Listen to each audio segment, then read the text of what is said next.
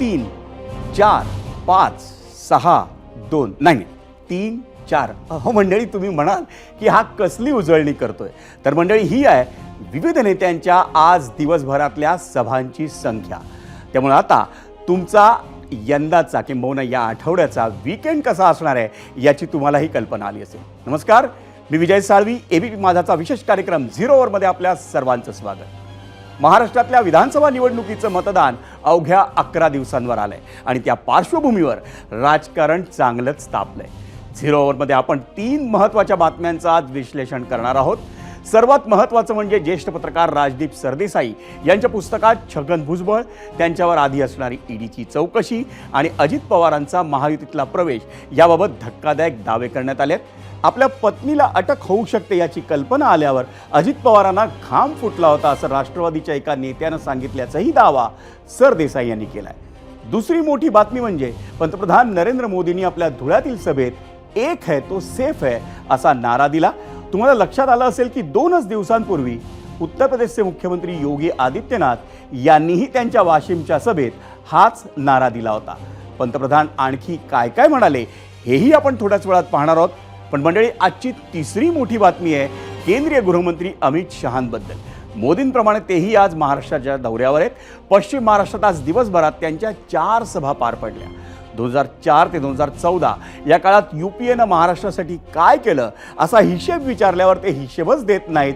पण मीही बनियाचा मुलगा आहे, हिशेब तर घेऊनच राहणार अशी गर्जना अमित शहानी शिराळ्यातल्या प्रचार सभेत केली.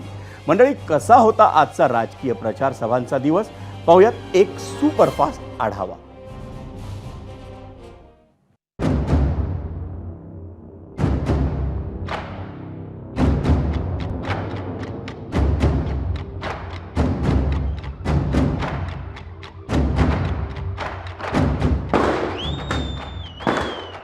माझा नेमका वेळ ह्या फटाक्यांमध्येच जातो जास्ती.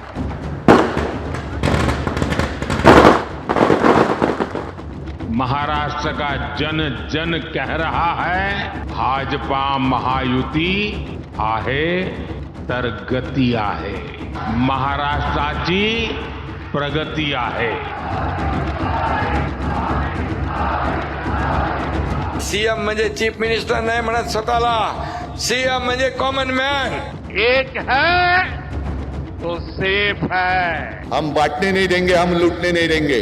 बटे थे तो कटे थे. आपल्या महाराष्ट्रामध्ये अशा प्रकारच्या गोष्टी महाराष्ट्र सहन करत नाही. हे इतर राज्यामध्ये कदाचित चालत असेल. आज एक है तो नेक है, एक है तो सेफ है. पण भाजपचा जो काय एजेंडा है कि बटेंगे आणि कटेंगे नहीं, हम महाराष्ट्र को लूटेंगे और हमारे दोस्तों को बांटेंगे. जहां गया वहां एक ही बात है, महायुति की सरकार बनानी है, देवेंद्र भाई को विजयी बनाना है. तुमच्या आशीर्वादाने महाराष्ट्रात सरकार आलं की संपूर्ण कर्जमाफी देण्याचा निर्णय देखील आपल्या सरकारने घेतलेला आहे. अरे मराठवाड्यात गेलो तरी हेच, विदर्भात गेलो तरी हेच, सगळ्या ठिकाणी ऐकतोय हेच. जैसे ही महाराष्ट्र में महायुति की शपथ विधि हो जाएगी, मैं महाराष्ट्र सरकार के साथ बैठ करके देवेंद्र जी की इच्छा कैसे पूरी हो इस बात के लिए काम करूंगा.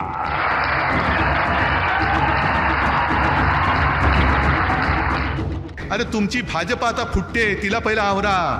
भाजपा फुटायला लागलेली आहे आता. म्हणजे आता तुम्ही कटेंगे बटेंगे नाही, आता फटेंगे झालेत तुम्ही. एक नवीन स्ट्रॅटेजी आखली आणि या धुळ्यामध्ये ते वोट जिहाद करतायत. वोट जिहाद ही निवडणूक वोट जिहादचं उत्तर एकत्रितपणे मतदान करण्याची निवडणूक आहे. आधीच्या सरकारमध्ये असलेले मुख्यमंत्री यांनी बाळासाहेबांचे विचार काँग्रेसच्या दावणीला बांधले, धनुष्यबाण घाण टाकला. ना विचार ना काही संस्कार. दुसऱ्याचे वडील चोरायचे, दुसऱ्याचे विचार चोरायचे, दुसऱ्याचा पक्ष चोरायचा, दुसऱ्याची निशाणी चोरायची आणि चोर बाजार मांडायचा आणि चोर बाजारातल्या वस्तू तुम्हाला द्यायच्या.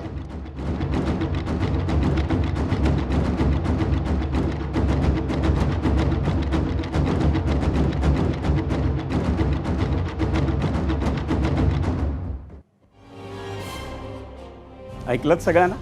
मंडळी, यंदाची म्हणजे ही 2014 सालची विधानसभा निवडणूक एका बाबतीत अभूतपूर्व आहे. ती बाब म्हणजे या निवडणुकीच्या मैदानात 7 मोठे पक्ष आहेत. महाविकास आघाडी 3 आणि महायुती 3 आणि 7वा म्हणजे मनसे. त्यामुळे मतं विभागली जाण्याची आणि कुणालाच बहुमत न मिळण्याची दाट शक्यता काही राजकीय पंडित वर्तवत आहेत. आणि तसं झालं ना तर राज्यात नवी राजकीय समीकरणं निर्माण होऊ शकतात आणि त्याच्याशीच मंडळी निगडीत आहे आमचा आजचा पहिला प्रश्न. आणि तो प्रश्न पाहण्यासाठी जाऊया पोल सेंटरला.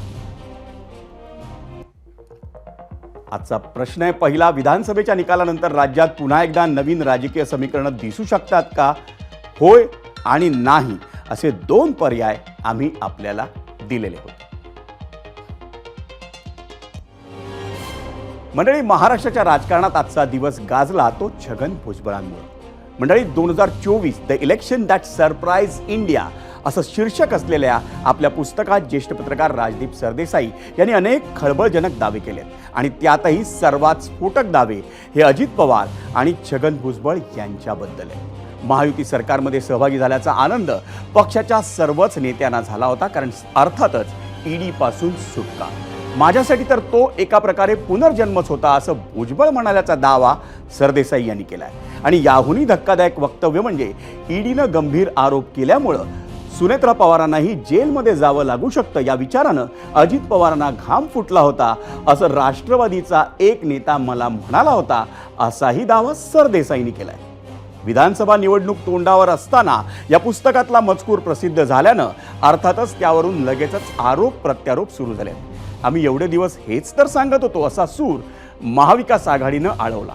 तर पुस्तकात जे लिहिलंय ते काल्पनिक आहे, असं काहीही घडलेलं नाही असा बचाव महायुतीच्या नेत्यांकडून करण्यात येतोय. या पुस्तकाच्या प्रकाशनाचं टायमिंग मात्र कमालीचं म्हणायला हवं. लोकसभेच्या निवडणुकीनंतर आणि महाराष्ट्र विधानसभा निवडणुकीच्या आधी, आणि तेही मतदानाला केवळ 11 दिवस उरलेले असताना हे पुस्तक वाचकांच्या हातात पडते.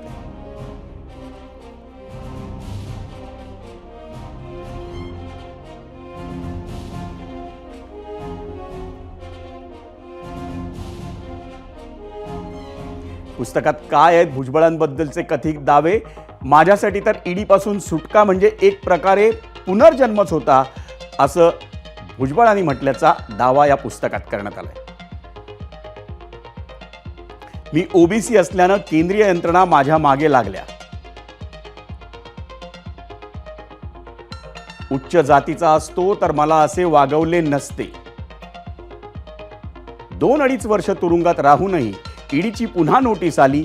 वयाच्या 75 किती वेळा चौकशांना सामोरे जायचे? तुरुंगात असताना भाजपात आला तरच सुटका होईल असे अनिल देशमुखही म्हणतात. अजूनही तुरुंगातील दिवस आठवले की माझी झोप उडते असं भुजबळांनी म्हटल्याचा दावा पुस्तकात. आता या वयातही ईडी माझा पिच्छा सोडायला तयार नाही. पंतप्रधान मोदी व भाजप बरोबर हात मिळवणी केल्याशिवाय सुटका नाही ही साऱ्यांचीच भावना आहे. पवारांना हे सारे समजत होते, पण ते भाजप बरोबर जाण्यास अनुकूल नव्हते. भाजप बरोबर गेल्यानं ईडीच्या जाचापासून साऱ्यांची सुटका झाली. कदाचित सुनेत्रा पवारांना अटक होऊ शकते हे कळले तेव्हा अजितदादांनाही घाम फुटला होता.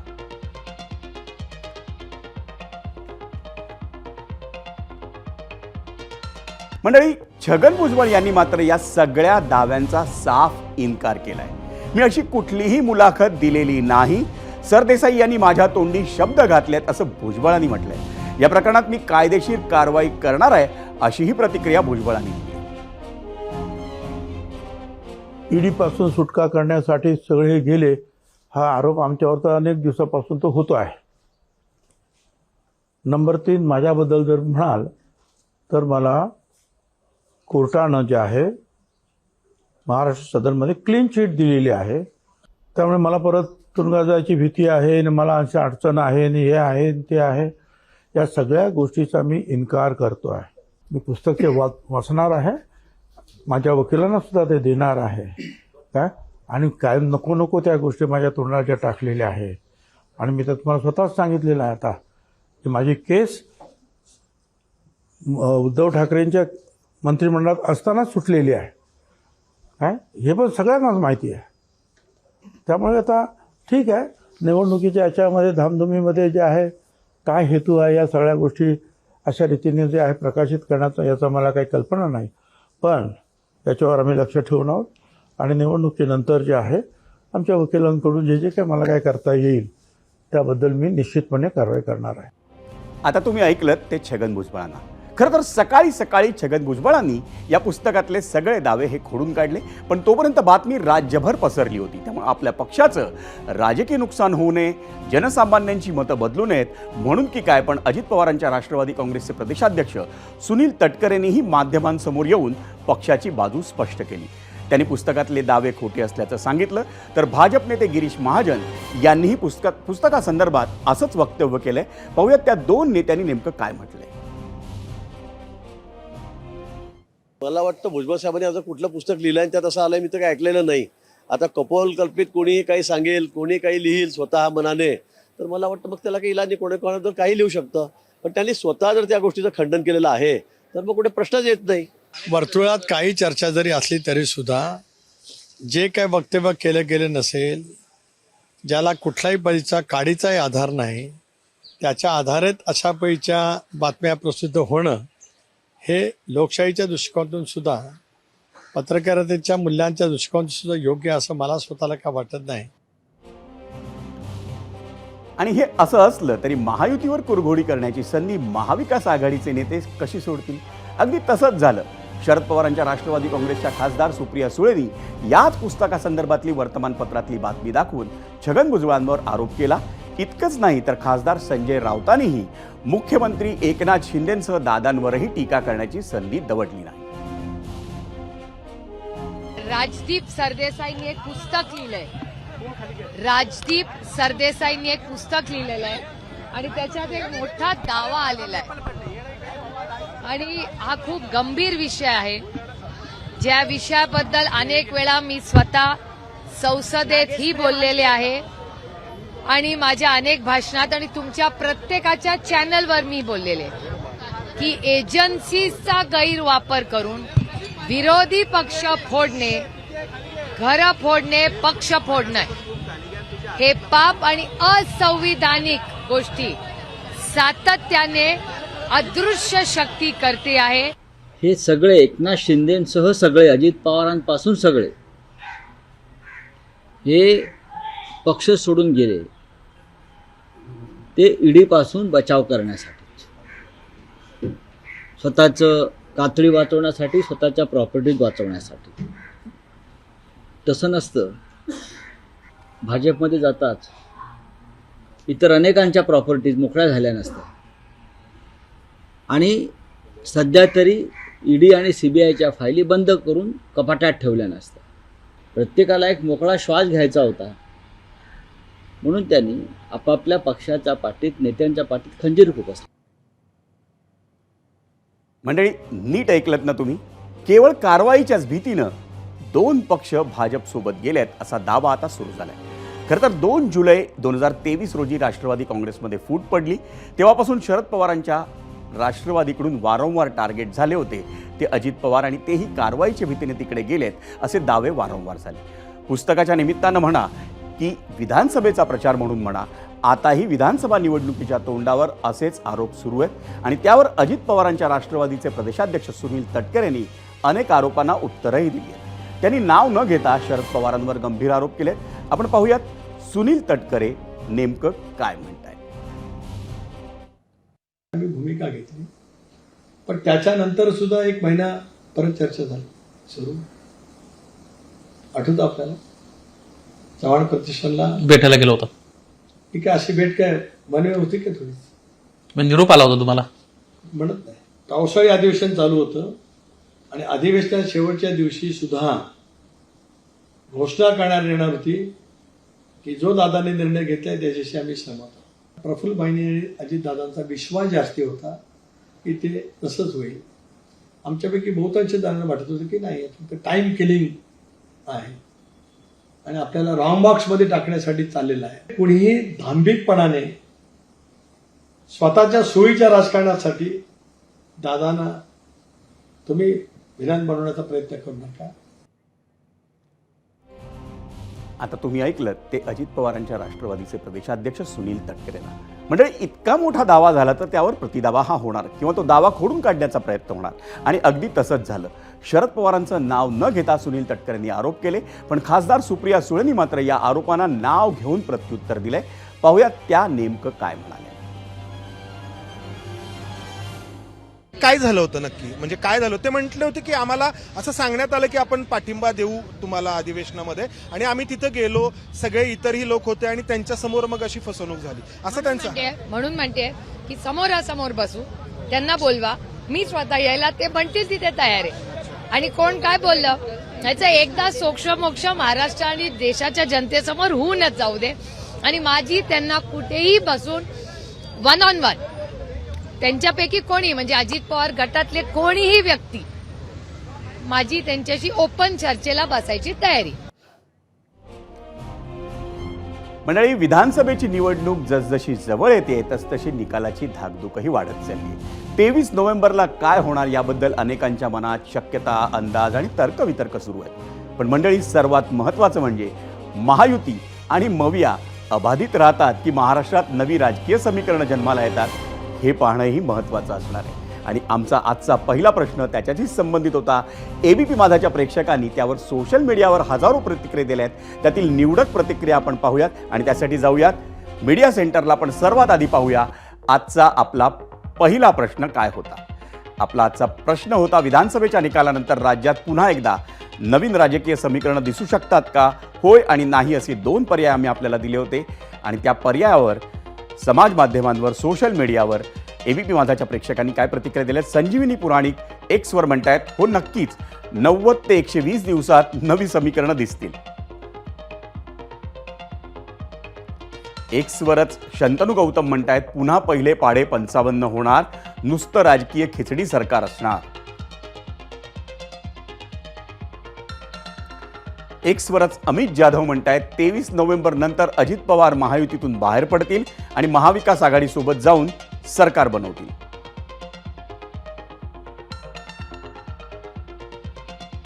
युट्यूबवर संजय अमृतकर म्हणतायत, शिंदे जाणार शरद पवारांबरोबर, ठाकरे जाणार भाजप बरोबर. युट्यूबवर अंकुश नायकवाल म्हणतायत, मग यांना मतदान करून काय फायदा, असा प्रश्न ते विचारतायत. फेसबुकवर उल्हास राऊत म्हणतायत, कोणत्याच आघाडीला किंवा पक्षाला स्वच्छ बहुमत मिळणार नाही, त्यामुळे पर्यायानं जे आमदार निवडून येतील त्यांना नवीन आघाडी स्थापन करून सरकार बनवावं लागेल. सध्या तरी जगातील कोणताही ज्योतिषी मुख्यमंत्री कोण होईल ते सांगू शकत नाही. फेसबुकवरच राजीव दाळी म्हणतायत, नवीन चित्र काही नाही, बरेचसे जुने आमदार पडणार, नवीन आमदार निवडून येणार 100%. इंस्टाग्रामवर सौरभ पाटील म्हणतायत, फक्त महायुती. इंस्टाग्रामवर रुपेश काशीद म्हणतायत, महायुती अधिक महाराष्ट्र नवनिर्माण सेना.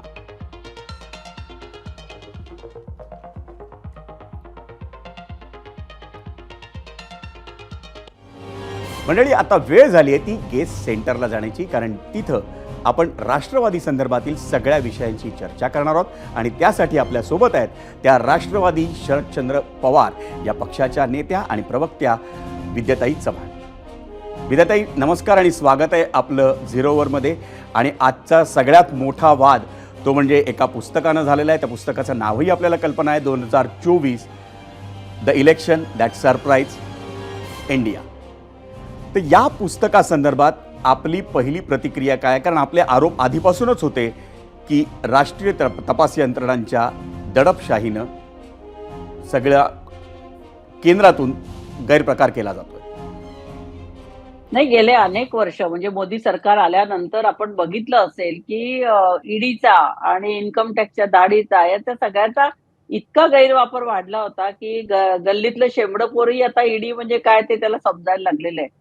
आणि जो कोणी आपल्या याच्यावर आपल्या म्हणण्यावरती येत नाही त्याला ईडीची चौकशी लावायची, इन्कम टॅक्सच्या दाढी टाकायच्या. आणि हे सगळं या सगळे नेते जे गेलेले आहेत त्याच्यामध्ये अनेक मोठ्या नेत्यांवर, बड्या नेत्यांवरती ईडीच्या कारवाया झाल्यानंतर अगदी त्याने बेजार होऊन हे लोक गेलेले आहेत. अगदी प्रताप सरनाईकांपासून ते सगळेजण जे आपण बघितलेले आहेत ते आतापर्यंत अजितदादांच्या बरोबर जे लोक गेलेत आणि त्याच्यातलं आता भुजबळ साहेबांचं हे विधानच पुढे आलेलं आहे. त्यामुळे याला आता शिक्कामोर्तब झालेलं आहे की ते आपण त्याला काय क्लीन चिट, ड्राय क्लिनिंग म्हणतो करणं किंवा वॉशिंग मशीन म्हणतो, काय काय म्हणतोय आपण त्याला, गोंडस नावं देतोय. पण हा मॅटर खूप सिरियस आहे की आपल्या हातात सत्ता आल्यानंतर केंद्र सरकारकडे, केंद्रामध्ये जे गृहमंत्री अमित शहा आहेत ते अशा प्रकारे या यंत्रणांचा वापर करतात आणि पंतप्रधानांच्या सांगण्यावरनं करतात. हे सगळ्यात या मोठं देशाचं दुर्दैव आहे की अशा प्रकारे फोडाफोडीचं राजकारण फक्त महाराष्ट्रातच नाही तर अनेक ठिकाणी तुम्ही बघितलं असेल की अरविंद केजरीवाल हे मुख्यमंत्री दिल्लीचे असताना सुद्धा त्यांना आतमध्ये कसं टाकलं आणि त्यांच्याकडच्या जवळजवळ 3-4 मंत्र्यांना या एन्क्वायरीज लावून केलेलं आहे. आणि महाराष्ट्रात तर खूप मोठ्या प्रमाणात झालेलं आहे सगळं आणि गेले अनेक वर्ष चालू आहे. ताई, हे सगळं एका बाजूला आहेच, पण दुसरीकडे असंही म्हटलं जात आहे की नेमकं निवडणुकीच्या तोंडावर हे पुस्तक येत आहे. या निवडणुकीच्या तोंडावर हे पुस्तक येऊन काही टायमिंग साधलं जात आहे का आणि अजित पवारांना बदनाम करण्याचा प्रयत्न होतोय त्यानिमित्तानं? नाही, हे चालूच आहे ना. निवडणुका आल्या काय, मला तर म्हणायचं कित्येक वर्ष हे चालू आहे ईडीचं. आणि आता तर हे 4-5 वर्ष खूपच वाढलेलं आहे महाराष्ट्रात. त्यामुळे निवडणुकांच्या पिरियडमध्ये हे पुस्तक आलं आणि अजितदादाला बदनाम करण्याचा प्रयत्न आहे असं बिलकुल म्हणता येणार नाहीये. कारण निवडणुकांच्या वेळीच ह्या अशा गोष्टी मतदारांच्या लक्षात राहिल्या पाहिजेत की अशा प्रकारे म्हणजे 50-50 कोटीचे खोके घेऊन हे आमदारांनी स्वतःला विकलेलं आहे. सुरतला आधी गेले, मग गुवाहाटीला गेले, मग गोव्याला आले आणि मग नंतर सरकार बनवलं, काय काय धिंगाणा केला, किती मोठ्या 5 स्टार हॉटेलमध्ये राहिले. म्हणजे हे जनतेचे सेवक आहेत, यांनी जनतेची सेवा करायची आहे. अशा आमदारांनी सेवा राहिली बाजूला, पण स्वतः मोठ्या 5 स्टार हॉटेलमध्ये ऐशारामात राहत होते आणि स्वतःचा सौदा करत होते. मग अशा लोकांना पुन्हा निवडून द्यायचं का? कारण लोकसभेच्या निवडणुकांमध्ये हा परिणाम दिसला, पण तो कमी प्रमाणात होता. कारण ते मोदी सरकारच्या त्या निवडणुका होत्या, केंद्रातल्या निवडणुका होत्या. पण आता तर महाराष्ट्राच्या निवडणुका आहे आणि महाराष्ट्रातल्या ज्या आमदारांनी स्वतःला विकलेलं आहे त्यांना मतदार धडा शिकवल्याशिवाय राहणार नाही. आणि या पुस्तकाच्या बाबतीत बोलायचं तर ह्या पुस्तकामध्ये आपल्याला भुजबळ साहेबांनी त्यांचं जे वास्तव आहे ते सांगितलेलं आहे. भुजबळ साहेब स्वतः 2.5-3 वर्ष जेलमध्ये राहिलेले आहेत. समीर भुजबळ जेलमध्ये राहिलेले आहेत. अनिल देशमुख जेलमध्ये राहिलेले आहेत. नवाब मलिक आहेत, संजय राऊत आहेत. यांचे सगळ्यांचे अनुभव आहेत ना की कशा प्रकारे धाक दाखवला आणि जे यांच्या धाकाला बळी नाही पडले त्यांना जेलमध्ये जायला लागलेले आणि जे त्यांना ते जे म्हणतील होयबा केलंय, ज्यांनी गुडघे टेकलेत ते मंत्रिपदामध्ये जाऊन बसलेले आहेत आणि महाराष्ट्राच्या मंत्रिमंडळात त्यांचा समावेश झालेला आहे. पण हे सगळं जनतेच्या समोर आता या पुस्तकाच्या रूपाने निवडणुकांच्या वेळेस पुन्हा उजळणी झालेली आहे की कशा प्रकारे ईडीचा आणि आता तर अमित शहा आणि मोदी दोघंही महाराष्ट्रात आलेले आहेत. त्याच मुद्द्यावर ताई तुम्हाला प्रश्न विचारायचा आहे, एक शेवटचा प्रश्न त्याच मुद्द्यावर. अमित शहा असतील किंवा मोदी असतील, त्यांची एक वाक्य जर आपण व्यवस्थित बघितली ना तर या दोघांकडनं संकेत दिले जात आहेत की जर महायुतीचं सरकार आलं तर पुढचे मुख्यमंत्री त्यांचे हे देवेंद्र फडणवीस असतील. पण त्याच प्रश्नावर तोच प्रश्न जेव्हा आपण अजितदादांना विचारतो तेव्हा अजितदादा म्हणतात की आम्ही तिघं बसून निर्णय घेऊ. अजितदादांचा महायुतीत जाण्याचा फायदा होईल का? आता हे हा निर्णय त्यांचा महायुतीचा निर्णय आहे, त्याच्यावरती आम्ही काय आमचे मतं मांडण्यात काही मला वाटतं काही त्याच्यात अर्थ नाही आहे. कारण ते तिघांनी एकत्र बसून ठरवणं किंवा आता जर तुम्ही सीट शेअरिंगचं जर बघितलं तर भाजपने सगळ्यात जास्ती सीट्स घेतलेल्या आहेत. त्यानंतर एकनाथ शिंदेनी घेतलेत, त्याच्यानंतर अजितदादांनी घेतलेत. त्यामुळे शेवटी ते असंच म्हणणार आहेत की ज्यांचे जास्ती आमदार येतील त्याचा मुख्यमंत्री व्हायला पाहिजे. आणि भाजपच्या मला नाही वाटत की जास्ती येतील. त्यांनी भलेही जास्ती सीट्स लढवल्या असतील परंतु लोकांना जे कळलेलं आहे की भाजप एक मोठा सौदागर आहे, आमदारांचा सौदा यांनी केलेला आहे.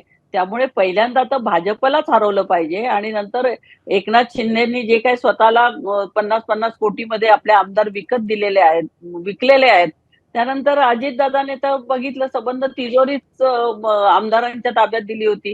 कोणाला 200 कोटी, ताई, हा कोणाला आणखी 300 एक वेगळा कोटी, मुद्दा आहे, पण कोणाला तुम्ही या 0 ओव्हरच्या चर्चेत सहभागी झालात त्याबद्दल तुमचे आभार. पण या निवडणुकीचा निकाल काय लागतो आणि मुख्यमंत्री कोण होतो याच्याविषयी आपल्याला 23 नोव्हेंबरला निश्चित माहिती मिळणार आहे. पुन्हा एकदा धन्यवाद आपण सहभागी झालात या चर्चेत त्याबद्दल.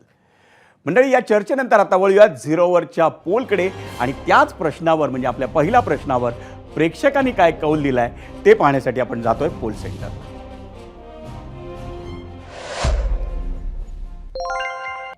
आजचा प्रश्न पहिला काय होता तो आपण पाहिला. विधानसभेच्या निकालानंतर राज्यात पुन्हा एकदा नवीन राजकीय समीकरणं दिसू शकतात का, हा आपला प्रश्न होता. एकूण मतं यूट्यूबवर आलीत 51,000. होय असं म्हणतायत 84% प्रेक्षक आणि 16% म्हणतायत नाही. म्हणजे गेल्या 5 वर्षात जे घडलं त्यामुळे लोकांचा विश्वास कसा एकदम घट्ट झालाय की राजकीय समीकरणं कधीही बदलू शकतात. पहा, एक्सवर देखील आपल्याला 70% म्हणतायत होय राजकीय नवीन समीकरणं दिसू शकतात, 70% म्हणतायत होय आणि 30% म्हणतायत नाही.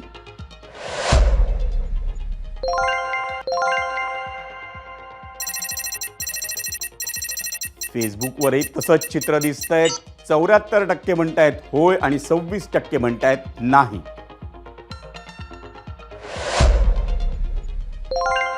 आणि इंस्टाग्रामवरचा कौल आपण पाहतोय आपल्या पहिल्या प्रश्नावरचा. 86% म्हणतायत होय राज्यात नवीन राजकीय समीकरणं दिसू शकतात निकालानंतर आणि 14% म्हणतायत नाही. मंडळी, एक पुस्तक, एक चॅप्टर, एक दावा आणि राजकीय खळबळ हे काही महाराष्ट्रासाठी आणि देशासाठीही नवीन नाही. राजकीय नेत्यांच्या बायोग्राफीज तर अशाच गोष्टीने खच्च भरलेल्या असतात. कदाचित फक्त गौप्यस्फोटच नाही तर अनेक राजकीय पुस्तकं ही संघर्ष कहाणी सांगणारी असतात, त्या नेत्याची किंवा ती प्रेरणादायी असतात. पण काही पुस्तकं कधी प्रकाशित होतात आणि कधी बंद खोलीतल्या अडगळीत जाऊन पडतात हे कळतही नाही. कधी काळी प्रबोधनासाठीचं सर्वोत्तम माध्यम असलेलं पुस्तक पुढे मनोरंजनासह राजकीय भाष्यांसाठीही प्रकाशित होऊ लागली आहे. मंडळी, एका अहवालानुसार 2010 साली जगातील पुस्तकांची संख्या ही जवळपास 150 कोटी होती. हीच संख्या डिजिटल युगातही वाढत असल्याचं अहवालात दिसून आलं होतं. पुस्तकांचाच इतिहास जर सांगत बसलो ना मंडळी तर पुढचे अनेक एपिसोड्स आपल्याला फक्त पुस्तकांवरच काढावे लागतील. त्यामुळे तो इतिहास थोडासा बाजूला ठेवून एका पुस्तकातील चॅप्टरनं एका राज्याच्या प्रमुख पक्षाविषयी काय घडू शकतं हेच आज दिसून आलं. आता आजच्या पुस्तकातला दावा किती खरा आणि किती खोटा हे त्या 2 व्यक्तींनाच ठाऊक. मंडळी, विधानसभा निवडणूक म्हटली की तुमच्या आमच्या तोंडी एकच प्रश्न असतो आणि तो प्रश्न म्हणजे कोण होणार मुख्यमंत्री. महाविकास आघाडीत तर यावरून जाहीर वादावादीही झाली. ज्याच्या जागा जास्त त्याचा मुख्यमंत्री असं काँग्रेस म्हणाली होती, तर यावर कुठलीच चर्चा झालेली नाही असा दावा ठाकरेंच्या शिवसेनेकडून करण्यात आला. पण त्याचवेळी महायुतीत मुख्यमंत्री पदावरून अजून तरी कुठलाही वाद झालेला नाही. आम्ही एकनाथ शिंदेंच्या नेतृत्वाखाली निवडणूक लढवतो आहोत असं देवेंद्र फडणवीस सातत्यानं सांगतात. अजितदादांनीही जाहीररित्या अजून एकदाही मुख्यमंत्री पदावर दावा केलेला नाही. आता मतदान कुणाच्या बाजूनं होणार हे आत्ताच्या घडीला कुणीच सांगू शकत नाही. पण समजा महायुतीचा विजय झाला तर मुख्यमंत्री कोण असेल असा प्रश्न आम्ही आज एबीपी माझाच्या सोशल मीडिया हँडल्सवरून विचारला होता. सत्ता कुणाची यावी हे आम्ही अजिबात सुचवत नाही आहोत बरं का. पण नेमका हाच प्रश्न आम्ही का विचारला यामागे एक महत्त्वाचं कारणही आहे. ते कारण आपण जाणून घेणारच आहोत.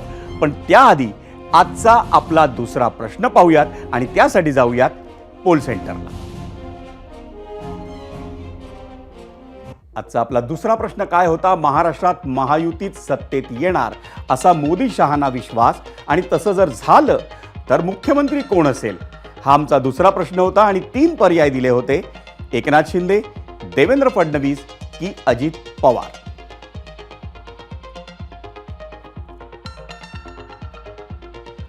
आता हा प्रश्न आम्ही का विचारला याचं उत्तर देतो. मंडळी, राजकारणात स्पष्ट कोणीच बोलत नाही पण फक्त संकेत दिले जातात. आम्ही असं का म्हणतोय ते जाणून घेण्यासाठी भाजप नेते अमित शहांचं आजचं वक्तव्यच पहा. मी महाराष्ट्राचे अनेक दौरे केले, विदर्भात गेलो, मराठवाड्यात गेलो, उत्तर महाराष्ट्रात गेलो, कोकणात गेलो. सगळीकडे मला एकच भावना दिसली आणि ती म्हणजे महायुतीचं सरकार बनवायचंय आणि देवेंद्र भाऊंना विजयी करायचंय. आता गंमत बघा, मुख्यमंत्री आहेत एकनाथ शिंदे पण महायुतीचं सरकार म्हणताना त्याच श्वासात शहांनी शिंदे किंवा अजितदादांचं नाव घेतलेलं नाही. त्यांनी नाव घेतलं ते देवेंद्र फडणवीसांचं. म्हणजेच महायुतीचं सरकार आलं तर देवेंद्र फडणवीस मुख्यमंत्री होणार असं शहाना सुचवायचं होतं का? हिंदीत म्हण आहे ना, समजने वाले को इशारा काफी होता है. हे तसंच आहे मंडळी. आणि इथं आम्ही आठवण करून देऊ इच्छितो की एबीपी माझानं काही दिवसांपूर्वी दिलेल्या एका बातमीची. तुम्हाला मुख्यमंत्री बनवण्यासाठी आमच्या लोकांनी त्याग केला असं अमित शहानी महायुतीच्या जागा वाटपाच्या चर्चेत एकनाथ शिंदेना म्हटल्याचं कळलं होतं. म्हणजेच तेव्हापासून शहांच्या डोक्यात मुख्यमंत्रीपद आणि फडणवीस हे समीकरण सुरू आहे का? आणि मोदी आणि शहांचं ते आधीपासूनच ठरलंय का? शक्यता नाकारता येत नाही मंडळी. कारण गेल्या 10 वर्षांचा इतिहास असा आहे की शहा आणि मोदी जे ठरवतात ते जाहीर करेपर्यंत कुठल्याही तिसऱ्या व्यक्तीला काहीच माहीत नसतं. आणि म्हणूनच महाराष्ट्रातल्या विधानसभा निवडणुकीचा निकाल लागल्यानंतर कौल जर महायुतीकडे गेलेला दिसला तर महायुतीतली समीकरणं देखील बदलू शकतात. गेल्या 5 वर्षात महाराष्ट्राच्या राजकारणात जे काही घडलंय ते पाहता तर कुठलीच शक्यता नाकारता येत नाही. अगाड़ी की सरकार गलती से भी बहुमत में आ जाती है तो उद्धव ठाकरे अपने बेटे को मुख्यमंत्री बनाना चाहते हैं, पवार साहब अपनी बेटी को मुख्यमंत्री बनाना चाहते हैं, और कांग्रेस पार्टी में तो 1 दर्जन लोग मुख्यमंत्री के लिए अपने कपड़े सिलाकर बैठे हैं. भाई मुझे बताओ, जो लोग अपने बेटे बेटी को मुख्यमंत्री बनाना चाहते हो वो सिराला वालों का कल्याण कर सकते हैं क्या? जोर से बोलो, कर सकते हैं क्या? मैं महाराष्ट्र में 1.5 महीने पहले पूरे महाराष्ट्र का दौरा किया हूं. जहां जहां गया, विदर्भ गया, मुंबई गया, कोंकण गया, कोल्हापुर गया, उत्तर महाराष्ट्र जलगांव गया, जहां गया वहां एक ही बात है, महायुति की सरकार बनानी है, देवेंद्र भाई को विजयी बनाना. ऐकलत अमित शहा काय म्हणाले ते? मंडळी, अमित शहांच्या याच वक्तव्याबद्दल आम्ही अजित पवारांनाही विचारलं तेव्हा त्यांनी मात्र अतिशय सावधपणे उत्तर दिले. तुम्हीच ऐका. दादा, आज केंद्रीय गृहमंत्री अमित शहा महाराष्ट्रामध्ये प्रचारासाठी होते, त्यावेळी त्यांनी म्हटलं की देवेंद्र फडणवीस यांना मुख्यमंत्री करायचं आहे असं म्हणून प्रचार करा. तर महायुतीमध्ये याबाबत काही निर्णय झालाय का दादा? योग्य निर्णय सगळे मिळून घेऊ. नाही, पण अमित शहा म्हणतायत की देवेंद्र फडणवीस यांना अधिकार आहे. दादा म्हणतायत योग्य निर्णय सगळे मिळून घेऊ. असो, केंद्रीय गृहमंत्री अमित शहा यांच्यासारखाच पंतप्रधान नरेंद्र मोदींनीही महाराष्ट्रातील विधानसभा निवडणूक प्रचाराचा नारळाच फोडला. मोदींनी या प्रचाराची सुरुवात धुळ्यातून केली. त्यांनी पहिल्याच सभेत मवियाच्या सगळ्या नेत्यांवर अगदी सणकून टीका केली, पण एका नेत्याचं नाव घेणं त्यांनी टाळलं. ते नावही सांगतो, पण सुरुवातीला मोदींची काँग्रेसवरची टीका काँग्रेसच्या नेत्यांकडून रोज 15 मिनिटं सावरकरांची प्रशंसा करून दाखवावी आणि राहुल गांधींकडून बाळासाहेब ठाकरेंची प्रशंसा करून दाखवावी असं चॅलेंजच मोदींनी उद्धव ठाकरेंना दिलंय. महायुतीच्या प्रचारासाठी पंतप्रधान मोदींची आज धुळे आणि नाशिकमध्ये सभा पार पडली. महायुती म्हणजे प्रगती तर मविया म्हणजे प्रगतीला ब्रेक अशा शब्दात मोदींनी हल्लाबोल केला. काँग्रेस जाती जातीत भांडणं लावतं असा आरोपही पंतप्रधानांनी केला. दरम्यान आजच्या दोन्ही सभेत मोदींनी शरद पवारांवर थेट टीका करणं मात्र टाळलेलं दिसतं. इतकंच नाही तर कटेंगे तो बटेंगे आणि एक है तो सेफ है असे 2 नारे विधानसभा निवडणुकीच्या प्रचारात भाजपकडून देण्यात येत आहेत. उत्तर प्रदेशचे मुख्यमंत्री योगी आदित्यनाथ यांच्यानंतर आता पंतप्रधान नरेंद्र मोदींनीही आज एक है तो सेफ है या घोषणेचा जागर केला.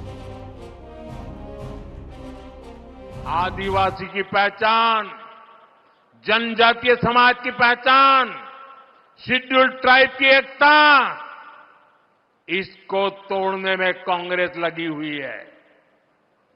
आदिवासी जातियों की एकजुटता कांग्रेस को फूटी आंख नहीं सुहाती. कांग्रेस का एजेंडा है कि देश भर की आदिवासी जातियां आपस में लड़ती रहे, उनकी सामूहिक आदिवासी ताकत खत्म हो जाए. आदिवासी जब एकजुट रहेगा तो उसकी ताकत बढ़ेगी कि नहीं बढ़ेगी? ताकत बढ़ेगी कि नहीं बढ़ेगी? अलग अलग जातियों में टूटने से आप सोचिए कमजोर हो जाएंगे कि नहीं हो जाएंगे। इसलिए मैं कहता हूं, एक है तो सेफ है। अगदी काल परवाच उत्तर प्रदेशचे मुख्यमंत्री योगी आदित्यनाथ हेही तेच म्हणाले होते आणि त्यांच्यानंतर आता पंतप्रधान नरेंद्र मोदींनीही एक है तो सेफ हैचा जागर केला। पण भाजपच्या एका नाऱ्याला उपमुख्यमंत्री अजित पवारांनी मात्र विरोध केलाय। बटेंगे तो कटेंगे अशी भाषा महाराष्ट्र सहन करणार नाही असं अजित पवार म्हणाले। आपल्या महाराष्ट्रामध्ये अशा प्रकारच्या गोष्टी महाराष्ट्र सहन करत नाही। हे इतर राज्यामध्ये कदाचित चालत असेल, ते इतर राज्यातले एक प्रमुख नेते आहेत, भाजपचे प्रमुख नेते आहेत, एका राज्याचे मुख्यमंत्री आहेत, विद्यमान मुख्यमंत्री आहेत, त्याच्यावर त्यांनी काय बोलावं त्यांचा अधिकार आहे। आता मध्ये काही जण वेगळं बोलले तर आम्ही लगेच आमचं मत स्पष्ट तिथं मांडतो, भूमिका मांडतो, ट्विट करतो। मंडळी, दादांनी ज्या पद्धतीनं भाजपच्या बटेंगे तो कटेंगे नाऱ्यावर आपली भूमिका स्पष्ट केली, त्याच पद्धतीने त्यांनी आणखी एका मुद्द्यावरून आपली भूमिका स्पष्ट केली आणि ती आहे बारामती संदर्भातली। आज मोदींनी महाराष्ट्रातल्या प्रचार सभेत एंट्री केली, पण ते बारामतीत सभा घेण्याची शक्यता नाही, कारण खुद्द महायुतीचे उमेदवार अजित पवारांनाच बारामतीत मोदींची सभा नकोय। पत्रकारांशी बोलताना त्यांनी बारामतीत कोणत्याही मोठ्या नेत्याची सभेची गरज नसल्याचं सांगितलं आणि त्यावरून उद्धव ठाकरेंनी जोरदार टोला हाणला।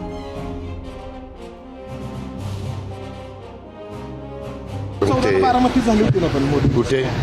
अरे त्यावेळेस गोष्ट वेगळी होती। तिथं एक अजित पवार नावाचा कोणतरी माणूस उभा होता आणि त्याला पराभूत करण्याकरता ती सभा घेतली होती। आता मोदींना त्यांना पराभूत नाही करायचंय, त्यांना निवडून आणायचंय, त्याच्यावर त्यांनी सभा नाही घेतली। माझ्याकडं कुणी येऊ नका सांगितलंय। बाकीचे 287 मतदारसंघात आपल्याला खूप काम आहे। ती वेळ आणि तिथले जे काही सभा तिथं बोलणं ते आपण दुसरीकडे सगळीकडे खर्च करू। माझी सभा घ्यायला सक्षम आहे। योगी जी पहिलं एक रहेंगे तो सेफ रहेंगे, ठीक आहे। पहिलं तुमच्या महायुतीमध्ये बघा, तुम्ही बोलून गेल्यानंतर तुमचे जे आहेत ना गुलाबी जॅकेटवाले, कोण गुलाबी जॅकेट? अजित पवार। नाही ते तर आलंच, पण त्यांनी सांगितलंय की बाहेरच्या लोकांनी येऊन इकडे लुडबुड करू नये, बाहेरच्या लोकांनी आम्ही इकडे कसं राहावं हे सांगायच्या भानगडीत पडू नये। मग महायुतीमध्ये जर काही एक वाक्यता नसेल तर योगीजी तुम्ही आम्हाला तुमच्याकडनं आम्ही एकतेची व्याख्या काय समजून घ्यायची?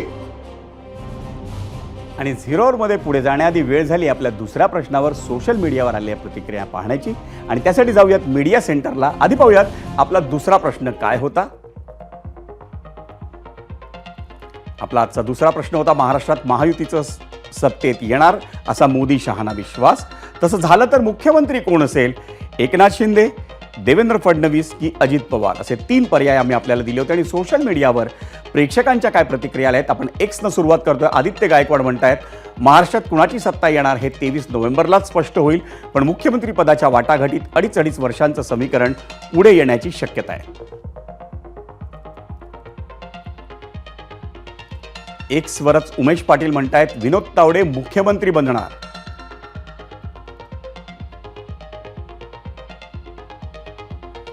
यूट्यूबवर अश्विन नाईक म्हणतायत, शिवसेनेचं नवयुग, मुख्यमंत्री एकनाथ शिंदे। फेसबुकवर उल्हास राऊत म्हणतायत, 2 महिन्यांपूर्वी अमित शहा महाराष्ट्रात आले होते, त्यावेळी त्यांनी स्वच्छ सांगितलं होतं 2029ला भाजपचा मुख्यमंत्री होईल। थोडक्यात काय तर महायुती म्हणून ही शेवटची निवडणूक असेल, त्यामुळे महायुतीच्या जास्त जागा आल्या तर मुख्यमंत्री कोण होणार हे जगजाहीर आहे। फेसबुकवर विक्रम कदम म्हणतायत, मुख्यमंत्री यापैकी कुणीही हो, आपलं राज्य अधिक कर्जबाजारी होणार यात शंका नाही। इंस्टाग्रामवर कुणाल चव्हाण म्हणतायत, फक्त हिंदुत्ववादी महायुती सरकार पाहिजे, मुख्यमंत्री कुणीही असो।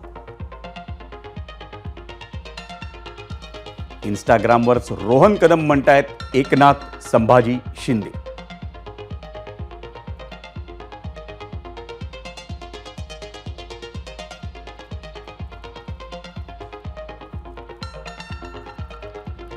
मंडळी, ब्रेकवर जाण्याआधी आपण पाहिलं होतं की आपल्या दुसऱ्या प्रश्नावर लोकांनी काय प्रतिक्रिया दिल्या आहेत आणि आता पाहूयात त्याच्यावरचा पोलवर लोकांनी काय म्हटलेलं आहे किंवा काय कौल दिलेला आहे. आपला दुसरा प्रश्न होता, महाराष्ट्रात महायुतीचं सत्तेत येणार असा मोदी शहांना विश्वास. तसं झालं तर मुख्यमंत्री कोण असेल? यूट्यूबवर एकूण मतं आली आहेत 90,000 आणि महायुती सत्तेत जर आली तर 34% म्हणतायत एकनाथ शिंदे, 51% म्हणतायत देवेंद्र फडणवीस आणि 15%च म्हणतायत अजित पवार. एक्सवर त्या प्रश्नावर काय कौल आलंय आपण पाहतोय. एक्सवर एकनाथ शिंदेच्या नावाला केवळ 17% पसंती आहे, पण देवेंद्र फडणवीसांच्या नावाला 67% पसंती आहे आणि 16% म्हणतायत अजित पवार. इंस्टाग्रामवरचा कौल आपण पाहतोय. इंस्टाग्रामवर कौल थोडासा बदललाय. एकनाथ शिंदेच्या नावाला पसंती 48% प्रेक्षकांची, 37% प्रेक्षक म्हणतायत देवेंद्र फडणवीस होणार मुख्यमंत्री, पण 15% म्हणतायत अजित पवार.